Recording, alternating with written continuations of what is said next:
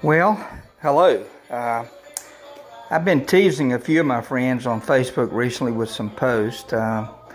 Gives you a little bit of an idea that I might be returning back out to do some walking.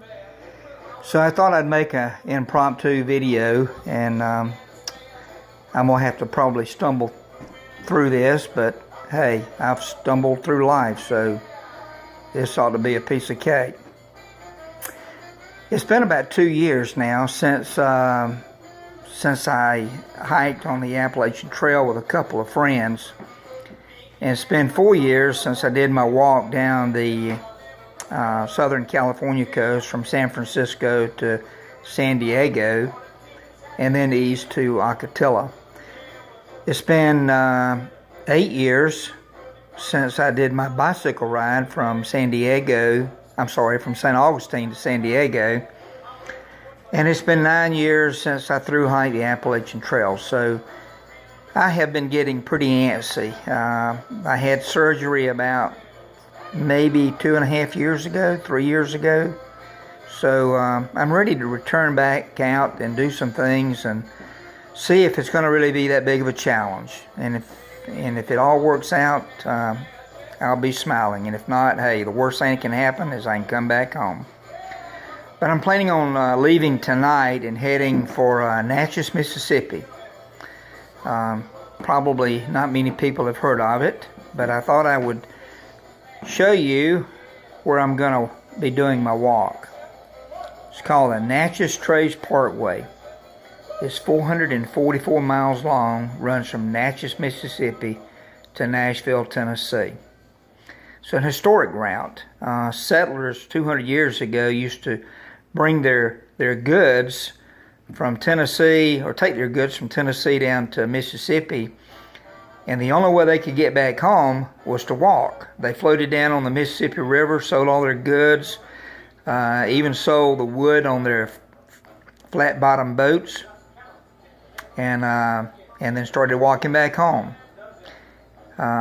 During the course of a year, there may be as many as 10,000 people on that trek. So it's going to be a historical route, and I'm really enjoying I'm looking forward to it.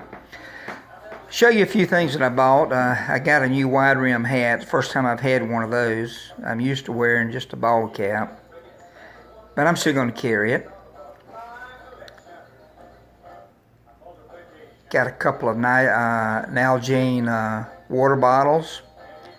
And this is a little canister. It's a Jetboil canister that is part of my Jetboil cooking system. It allows me to boil water so I can make coffee, have oatmeal, ramen noodles.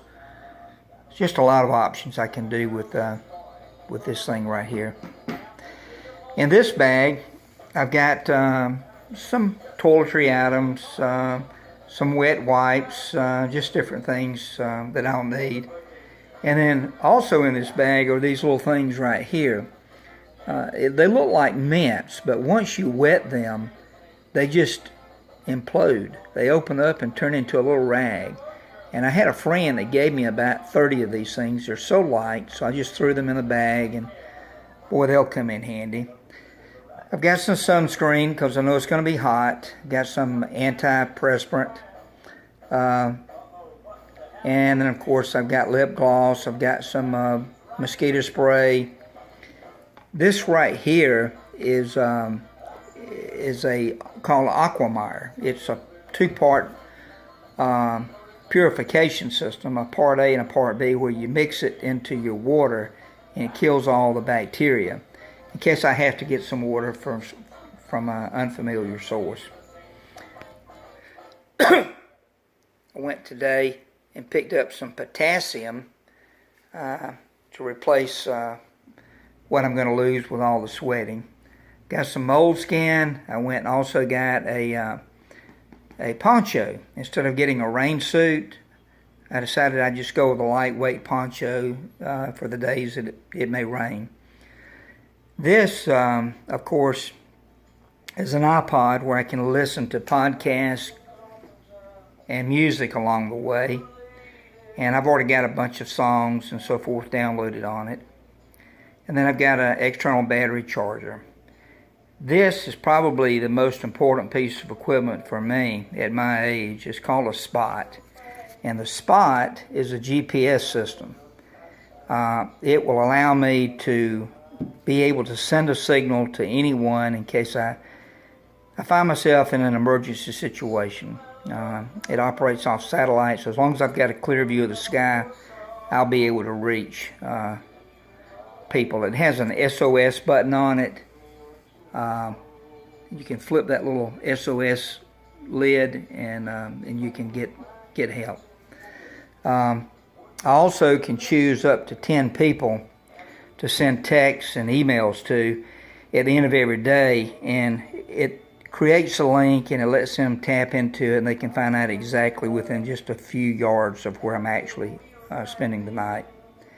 Got some blister repair patches because I know that I'm probably going to get some of those. Over here, this bag contains all of my clothes, and there's not a lot. I've got 3 pair of underwear, and I've got 2 pair of shorts, 2 dry wick shirts, and a pair of long pants, and that's about it. This is my tent. I went to Atlanta to REI and bought a new tent recently, a 2-person tent. The one that I had prior was a 1-man tent, and it was a little bit difficult to get my backpack inside. But this one, I've already opened it up, tried it out, and I've got all the room in the world that I need. This is a rain fly that go over the tent for the nights that I don't want to look at the stars because of the raindrops. These are my tent poles. This is my sleeping bag. It's not really a sleeping bag, it's just a liner. It's going to be so hot, I really won't need a sleeping bag. This is a Big Agnes sleeping pad. Once I open it up and blow it up, it gives me 2.5 inches of comfort where I can sleep on. And I've used it for years and never had a problem with it.